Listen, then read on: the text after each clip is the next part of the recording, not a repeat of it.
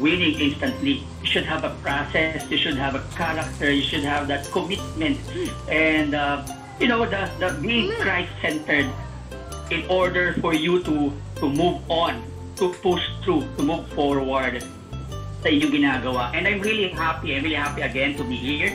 And I just want to share you something that I've been telling to my players, saying to my players now, this is my parang naging philosophy ko, especially now na nagkaroon tayo ng pandemic. I'm sure, guys, all of you miss on-site training. Because even though you're training here, and this is good na nandito kayo, when you're here, I may explain ko that you're here, you have options. But so I really miss on-site training. But we have this ito na binigay sa atin ni Lord na actually I'm saying this as an opportunity to grow. In these times, we should not be saying ang malas naman, ang pangit naman, di ako makalabas. But we have to be positive, we have to push through, and we have to keep that faith and hope na this is an opportunity to grow, an opportunity to develop ourselves in other ways. Well, I will just share to you something, maikli lang ito. Coach Kat, I'll share. Okay, this is a series of pictures of what I'm doing now, pushing through to grow.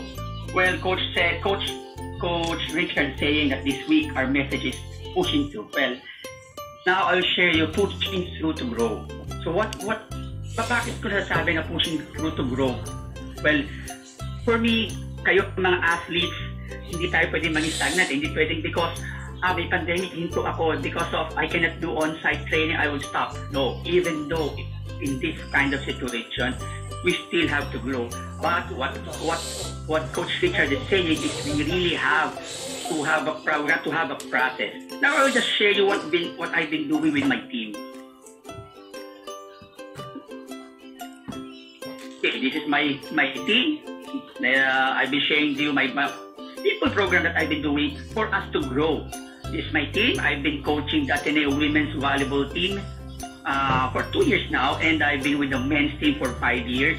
So itong aking mga most recent years ko in volleyball is with them and with the Chocomucho volleyball teams. And I also coached the in between my job as a coach here, I've been coach also the national team for men's, but for the 2015 SEA Games only. But ako naging principle ko and philosophy ko of growing.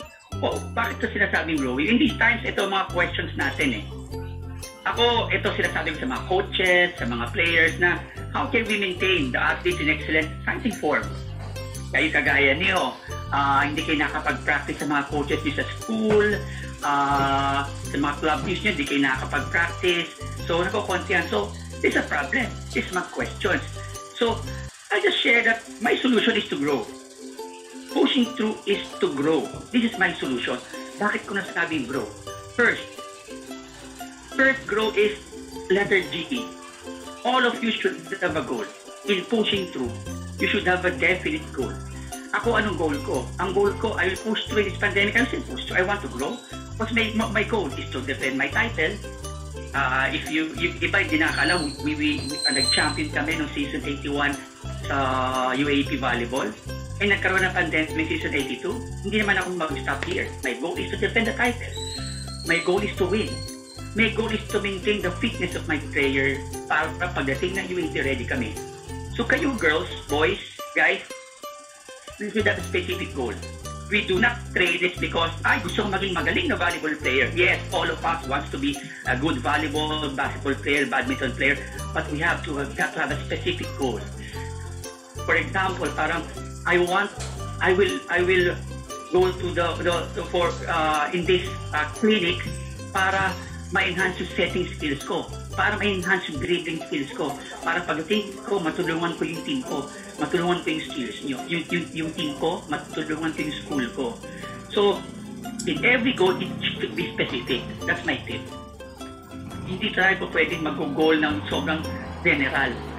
We have to specify a specific goal siguro kung may nanonood sa akin dito sa games ko, I'm always telling to my players in my huddle, be specific. Where you want to go, left or right. Simple as this. In pushing through, we should have a specific goal. Next is, we have to be in reality. Letter R. Reality and reflection. Accept where you are now and be yourself. Like now, how can we grow kung di natin na-accept na, hindi ako makakapag-on-site, puro online na. Ayoko mag-online training, nakakatamad kasi screen lang. No, we have to reflect and accept the reality that we are training online. So, kung ano pwede kong gawin, I have to be active with myself. Ano pwede kong gawin is the reality. And reflect. What do you mean reflect? Well, reflection is very, very important nowadays, guys. So we have to reflect on the message. Like now, the message for this week is putting the faith in the future. So that's the reflection. I will reflect on it. I will reflect that I cannot go on site. I will reflect that the Lord is giving me chance to empower myself and to give me opportunities to meet other people through online. Girls, boys, honestly, in this time of pandemic, yung online training, I met new friends, I met new colleagues, I met many players like you na kung di nag-pandemic, malamang di ko kayo nakita. So that's my reflection. My reflection is, the Lord is giving me opportunity to develop myself and to improve myself. That's the reality of these times and the reality of my reflection.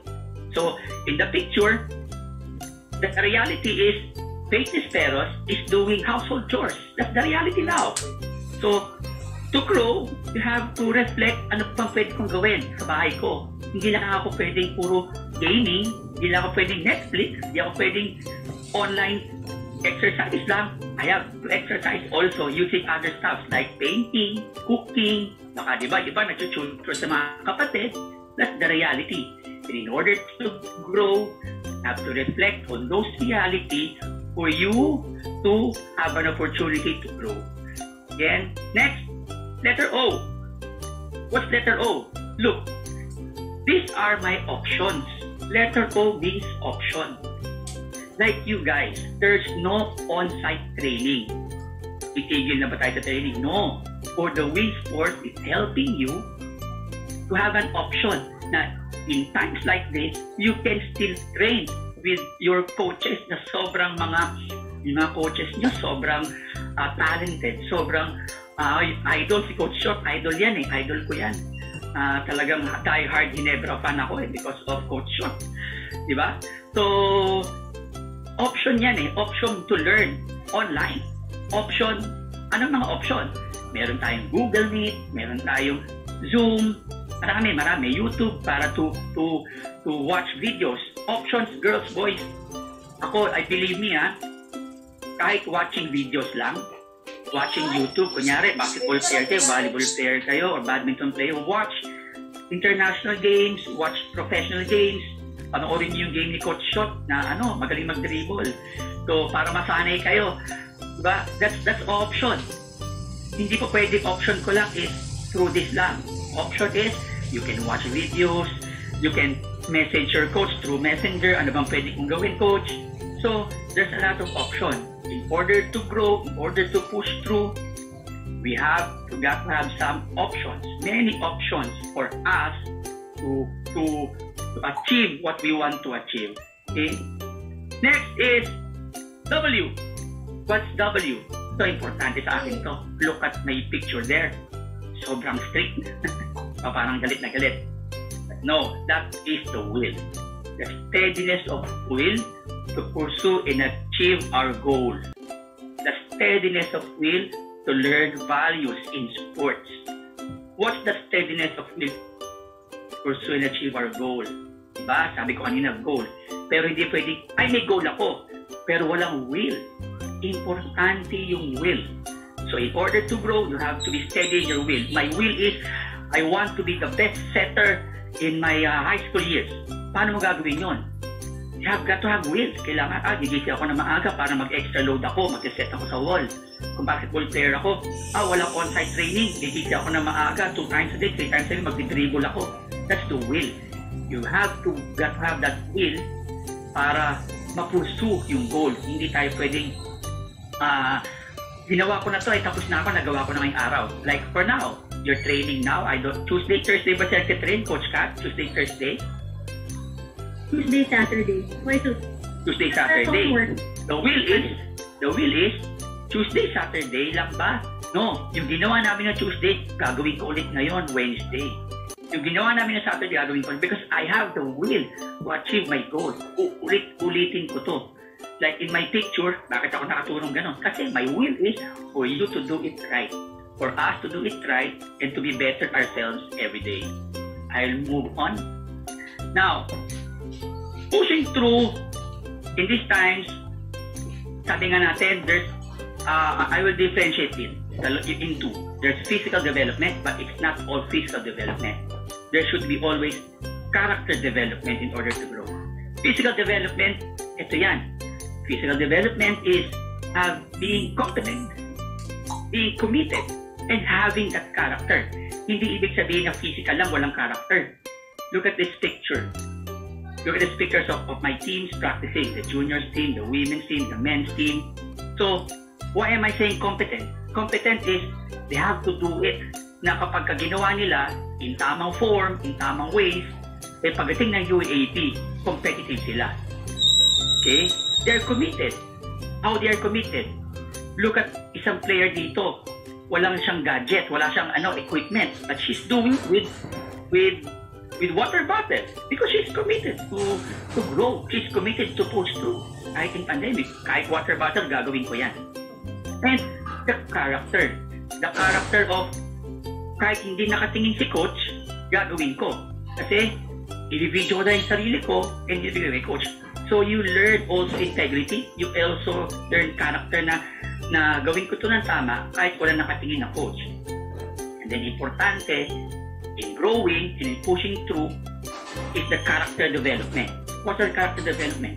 Character development is the conscience, being Christ-centered. And again, character development. So conscience and Christ-centered. So character development. Again, kanina napag-usapan namin ni Coach Richard that in these times, talagang hirap mag-training. So, in my conscience as a coach, I will not stay at stake your health. So, conscience ko, sige, mag-training tayo online. So, and then, yun na lang muna, huwag muna tayo mag-meet kasi baka kung kayo, health, ma-affect natin. So, we have to make way kung anong pwede natin gawin. This is what we are saying. Hindi lang puro physical, may character. In this picture, we're training values, we're training conscience, we're training being Christ-centered. In our session, kayo in reflection, kagaya niyan, isang word dito is, kayo girls, boys, playing volleyball, whatever you do or say, you do it as a representative of the Lord Jesus. In your team, you represent your team. And when you represent your team, you're an instrument. When you're an instrument, you are a representative of the Lord. So yan ang aking prinsipyo. I always say, kahit hindi ako importante, I always say to myself, I am an instrument of the Lord. Kayo as an athlete, you are an instrument of the Lord. It's because kapag nagtitrain kayo, pag dumating na kayo sa team ninyo, at lamang na kayo ng talent sa teammates ninyo, you can teach others also. With that, with your talent, with your practice, pwede nyo may share. Then you become a representative of the Lord. And this one, the other one is the leadership, being committed. Then higit sa lahat, training for excellence in order for us to push through and to grow. Okay, ito, tinuro sa akin nila Coach Richard to, sa coaching namin, excellence is being great at the good and greatness fuels the good. So greatness is yung mga yung mga sacrifices, pagising ng umaga, yung mga ganyan. Yung good, yung mga values na tinuturo dito. So, to be excellent, kailangan pagsamahin yan. To be excellent, we have to push through with growth in our mind. And ang ganda nung message for today, di ba? Ang ganda. In Romans 12:12, rejoice in hope, be patient in affliction, be persistent in prayer. I always tell to my players, Don't forget your prayer time. Be a motivation, have a motivation.